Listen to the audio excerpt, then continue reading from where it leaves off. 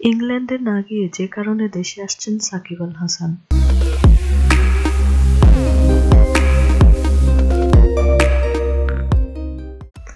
প্রথমে কথা ছিল ভারত থেকে সরাসরি চলে যাবেন ইংল্যান্ডে।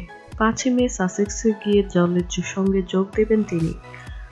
কিন্তু পরে জানা গেল সাকিব আল হাসান ৪ই মে সকালে দেশে ফিরে ওই দিন রাতেই ইংল্যান্ডের উদ্দেশ্যে রওনা দিবেন।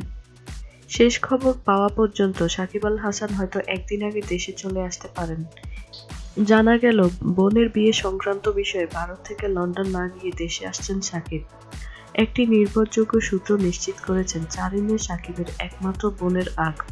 তাই সাকিব ৪ তারিখেও ছুটি চেয়েছেন টিম ম্যানেজমেন্টের কাছে। বোনের আক্ত অনুষ্ঠান শেষ করে পরদিন লন্ডন যেতে চাচ্ছেন তিনি। প্রসঙ্গত, প্রথমে সাকিবের বোনের বাগদান হওয়ার কথা ছিল। যেহেতু ৩ মে পর্যন্ত কেকেআরের সাথে চুক্তি করা আছে, তাই সাকিব ওই দিন সকালে এসে বাগদান পর্ব শেষে রাতের ফ্লাইটে লন্ডন যেতে চেয়েছিলেন। কিন্তু পরবর্তীতে পারিবারিকভাবে সিদ্ধান্ত হয় বাগদান নয়, আক্ত হবে ৪ই মে। আক্ত হওয়ার কারণেই ৪ই মে রাত থেকে ওই পর্ব ভালোমতো আয়োজন করে যেতে চান সাকিব। বোর্ডের উচ্চ পর্যায়ের এক নির্ভরযোগ্য সূত্র জানিয়েছে, সাকিব সে কারণেই একদিন বেশি ছুটির আবেদন করেছেন। তাই হয়তো ৪ই মের পরিবর্তে ৫ই মে লন্ডন যাবার ইচ্ছা প্রকাশ করেন।